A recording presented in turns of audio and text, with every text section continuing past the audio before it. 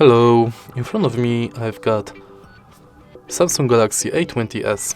In this video I'll show you how to use Google Assistant on lock screen. In the beginning, let's go to Google app and enter menu. Go to settings, Google Assistant, voice match, and enable Hey Google function. Tap next, more, agree, again next. And now let's try it out.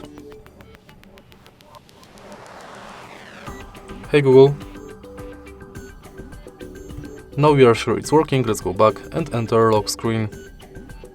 Again tap yes, and make sure that assistant responses on lock screen are enabled. Now you can simply lock the screen and say, Hey Google, what's the weather like tomorrow?